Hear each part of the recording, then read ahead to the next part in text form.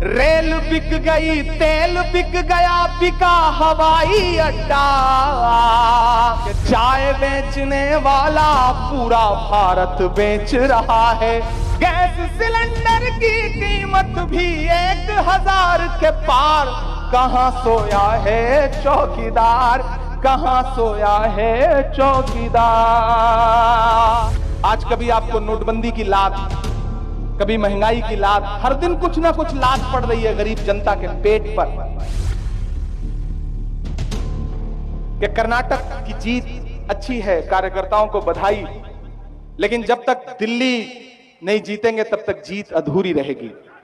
उनकी जो ये जिद है, उनका जो ये जुनून है, जब मीडिया पूछती है कि इमरान साहब कर्नाटक की जीत पर आप क्या कहेंगे, तो मैं एक ही बात कहता हूं कि महाराष्ट्र, मध्य प्रदेश और कर्नाटक 3 वो बड़े स्टेट थे जहां भारतीय जनता पार्टी ने लोकतंत्र को लूट करके सरकार बनाई थी। कर्नाटक का रिजल्ट हमारे सामने है, आने वाले दिनों में मध्य प्रदेश का रिजल्ट उससे अच्छा होगा। और महाराष्ट्र से मैं सांसद हूं, मैं महाराष्ट्र की मिट्टी की नब्ज समझता हूं, इसलिए कह रहा हूं कि जिस दिन महाराष्ट्र में चुनाव होगा, महाराष्ट्र का रिजल्ट आएगा, उस दिन भाजपा को मुंह छुपाते नहीं कहीं मिलेगा। ये मेरा दावा है, ये मेरा वादा है आपसे। और इन तमाम मुश्किल हालातों में भी राजेश ठाकुर जी गवाह हैं। मैं दुबे जी को सुन रहा था, एक बुजुर्ग हमारे सरपरस्त हैं, ये सब गवाह हैं इस बात के कि जब मैं सांसद बन के आया तो हम प्रोटेस्ट कर रहे थे, हम डिटेन कर लिए जाते थे, 7 घंटे थाने में डिटेन रहते थे। राहुल गांधी जी 7 घंटे एक दिन डिटेन रहे, क्यों? क्योंकि वो आपके लिए आवाज उठा रहे, वो आपकी महंगाई पर बात करते हैं, वो हिंदू मुसलमान की राजनीति नहीं करते। वो कहते हैं कि बुनियादी सवाल, नरेंद्र मोदी जी ने वादा किया था कि इस देश में हर साल युवाओं को 2 करोड़ नौकरियां दिया जाएगी। 9 साल सरकार के पूरे हुए, अभी कल मैं सरकार से पूछना चाहता हूं, आपके वादे के मुताबिक 9 साल में 18 करोड़ नौकरियां इस देश के युवाओं को देनी चाहिए थी। दी कितनी? जो थी वो भी छीन लिया। खुद तो 20,000 करोड़ का सेंट्रल विस्टा बनवाया और नौजवानों से कह दिया कि आपके लिए अग्निवीर योजना है, 4 साल के लिए मिलिट्री में भर्ती होना, उसके बाद जो मन करे वो करना। आपके लिए उनके दिल में बस इतनी ही जगह है। मैं तो कभी कभी मेरा मन करता है मैं उनसे कहूं कि कहां सोया है चौकीदार,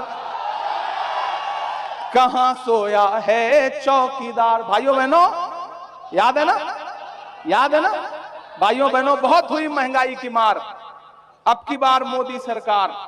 बहुत हुआ नारी परवार, अब की बार मोदी सरकार। मैं कभी कभी सोचता हूं कि प्रधानमंत्री जी जब ये अपने नारे खुद किसी दिन सुनते होंगे तब कितना हंसते होंगे, उनको कितनी हंसी आती होगी और सोचते होंगे कि बढ़िया मूर्ख बनाया हमने लोगों को। तब मैं उनसे पूछ रहा हूं कि कहां सोया है चौकीदार, कहां सोया है चौकीदार, कहां सोया है चौकीदार, कहां सोया है चौकीदार। पेट्रोल और डीजल की कीमत रही सेंचुरी मार, कहां सोया है चौकीदार, कहां सोया है चौकीदार। गैस सिलेंडर की कीमत भी 1000 के पार, कहां सोया है चौकीदार, कहां सोया है चौकीदार। कि चाय बेचने वाला पूरा भारत बेच रहा है। मैं नेता के साथ साथ शायर भी हूं तो मुझे थोड़ी छूट है, मैं ये सब बातें कह लेता हूं कि चाय बेचने वाला पूरा भारत बेच रहा है, इसी काम में हासिल उसे महारत बेच रहा है। रेल बिक गई, तेल बिक गया, बिका हवाई अड्डा। पूरे देश में आपको कहीं भी सफर करना हो, आपको किसी भी फ्लाइट में, किसी भी एयरलाइंस का टिकट इस समय 15,000 के नीचे नहीं मिलेगा। कहां प्रधानमंत्री जी क्या कहते थे कि हवाई चप्पल पहनने वाला हवाई जहाज में यात्रा करेगा। आज स्थिति है कि आप एक दिन हवाई जहाज में यात्रा कर लो तो जूता उतर जाए, हवाई चप्पल पहनना पड़े। यह हालत लाके छोड़ दी है। वो किसी बड़े व्यक्ति ने एक बात कही थी कि अगर धर्म की शिक्षा लोमड़ी से ली जाएगी तो मुर्गी चुराना पुण्य का काम समझा जाएगा। आपको यह बात समझनी पड़ेगी। यूनान के बादशाह, उस वक्त जब जंग हुई तो महान बादशाह सिकंदर ने यूनान को फतेह कर लिया। जब यूनान को फतेह कर लिया तो उसे सूझा कि लाओ शहर में देखते हैं, जश्न मनाते हैं। वो जश्न मनाने के लिए शहर की सड़कों पर निकला तो उसने देखा कि पूरा शहर जश्न मना रहा है, लेकिन सड़क के किनारे एक फकीर है, कंबल ओढ़ के सोया हुआ है। सिकंदर को गुस्सा आया, अपने घोड़े से उतरा और उस फकीर के पास गया और उसे जोर से एक लात मारी और लात मार के कहा, क्यों रे फकीर, पूरा शहर जश्न मना रहा है, मैंने शहर फतेह कर लिया है और तू सो रहा है। तो फकीर ने उन्नीदी आंखों से सिकंदर को देखा और देख करके कहा कि शहर फतेह करना बादशाह का काम है, लेकिन लात मारना गधे का काम है। क्या खुदा की कायनात में इंसानों की कमी हो गई है? आज कभी आपको नोटबंदी की लात, कभी महंगाई की लात, हर दिन कुछ ना कुछ लात पड़ रही है गरीब जनता के पेट पर। अमीर कौन हो रहा है? उनके उद्योगपति दोस्त। अच्छे दिन, मैं तो उनसे कहता हूं भाई, मोहब्बत भाईचारे के दीवाने दिन ही लौटा दो, वो सस्ती दाल सब्जी के सुहाने दिन ही लौटा दो। ये अच्छे दिन तो अंबानी अडानी को मुबारक हो, हमें ऐसा करो साहेब, पुराने दिन ही लौटा दो, वो ज्यादा अच्छे थे। कि चाय बेचने वाला पूरा भारत बेच रहा है, इसी काम में हासिल उसे महारत बेच रहा है। कि रेल बिक गई, तेल बिक गया, बिका हवाई अड्डा, सब कुछ बिकता देख के खुश हैं अपने जेपी नड्डा।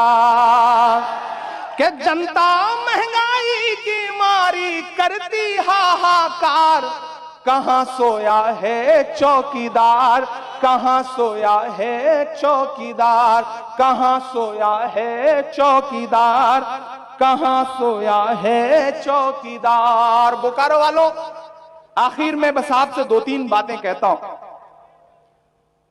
आज के इस प्रोग्राम को कामयाब करने के लिए सबसे पहले तो आपका शुक्रिया। हम स्टेज पर बैठे हैं, हम आपसे 5 फीट ऊपर हैं, आप नीचे बैठे हैं, लेकिन इसका यह मतलब नहीं कि इधर जो लोग बैठे हैं वो ज्यादा अहम हैं, आप ज्यादा अहम हैं। मेरा मानना है कि 5 फीट ऊपर बैठने से हम अहम नहीं हो जाते और आप 5 फीट नीचे बैठने से आप कमतर नहीं हो जाते। ये तराजू है, एक पलड़ा 5 फीट ऊपर है, एक 5 फीट नीचे, लेकिन तराजू का वही पलड़ा नीचे होता है जो ज्यादा वजनदार होता है। आप ज्यादा वजनदार लोग हैं और पिछले 4.5-5 घंटे से आप सारे लोग बैठे हैं। हाँ, मैं सेल्फी भी लूंगा, ये कार्यक्रम तो जरूरी है, बिना इसके मुझे भी पता है मैं जा नहीं पाऊंगा। आपकी सारी मांग की आपूर्ति की जाएगी, अब वो सारे काम किए जाएंगे, भी जाते हुए सेल्फी भी ले लेंगे। तो मैं आपसे ये कहना चाह रहा हूं, अच्छा इन दिनों लगातार पार्लियामेंट में बैठता हूं, सामने मोदी जी बैठते हैं तो सेल्फी वाला रोग थोड़ा और सांसदों के अंदर आ गया है।